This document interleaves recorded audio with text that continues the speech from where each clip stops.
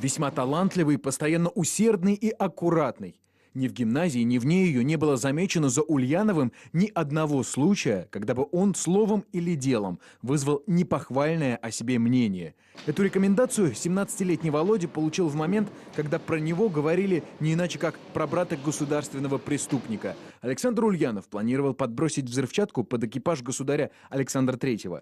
Его повесили, когда Владимир сдавал выпускные экзамены в гимназии, готовился к поступлению в университет. За родственника террориста вступился лично директор гимназии Федор Керенский. Через 3 месяца его любимец-первокурсник Ульянов примет участие в нелегальной сходке юных революционеров, учителя в итоге отправят в Туркестан, а еще через 28 лет Ленин сметет и карьеру сына собственного наставника Александра Керенского, сметет вместе с его временным правительством и всем, что наживалось столетиями. Скажите, это что, первый документ после свершения революции? То есть временное правительство не изложено, да здравствует революция? Действительно, этот документ был написан еще не в Смольном, а на конспиративной квартире. Можно вот понять, какое настроение было у Ленина, когда он писал, потому что все очень беглым почерком, половина зачеркнута. Решения должны были приниматься моментально. С точки зрения графологических особенностей ленинского письма, действительно, оно достаточно сильно отличается от других текстов Ленина, все-таки более спокойно. Этот документ не выставлялся для общественности еще никогда. Перечеркнута фраза «Да здравствует социализм». Вот в нижнем правом углу страницы. Ленин тут же исправится и напишет «Да здравствует революция рабочих, солдат и крестьян». Не так легко выдумать революцию, и изменить мир. Да. Он изменил мир, потому что он был уверен, что он был человек, который может это сделать. Весь век был под знаком революции. Это все изменило в мире. Известный историк Элен Каррер Данкос, написавшая одну из самых ярких книг биографии Ленина, специально прилетела на выставку лично. Я француженка, но я потомок старых русских семей. И я нахожу, что сегодня открытие выставки Ленина человеком, чья семья была в эмиграции, который вырос в эмиграции, который вырос, смотря, я скажу, с эмиграционным взглядом на эту страну, который познакомился с этой страной, который работал на истории не только России, но и Советского Союза.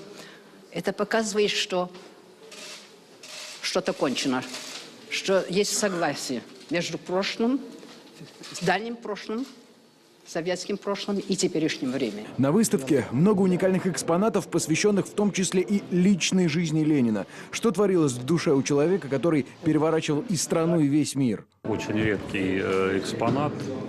Это единственное письмо Инессы Арманд к Ленину, которое дошло до нас. Долгое время переписка Ленина и изящной красавицы Инессы Арманд, деятельницы революции, которую называли любовницей Ленина, держали в секрете. На выставке можно прочесть все 108 писем Владимира Ильича к Арманд, что сохранились до наших дней. Ее строк почти не осталось. Вот несколько слов из послания Инессы Арманд 13 года, уже после расставания с Лениным. Тебя я в то время боялась пуще огня. Хочется увидеть тебя, но лучше, кажется, умерла бы на месте, чем войти к тебе. А когда ты почему-либо заходил в комнату Надежды Константиновны, я сразу терялась и глупела. Разруха, война, Россия шатается. Ну, и что мне предпринять? Заправить ушки. Что? Я давно хотела тебе сказать, тебе очень идет эта кепка. Только нужно заправить эти смешные ушки.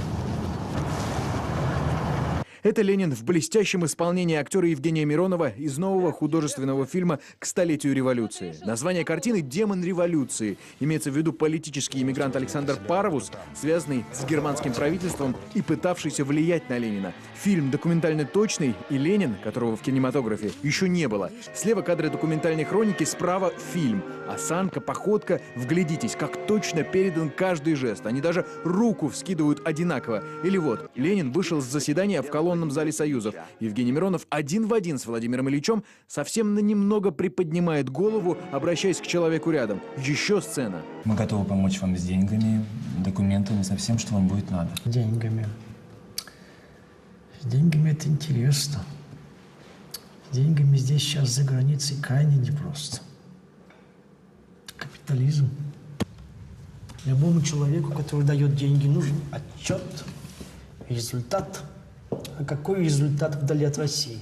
В глаза Ленину было невозможно посмотреть, как невозможно посмотреть в кончик шила. Ему нужно было убить сейчас собеседника, противника. А тут не до красоты.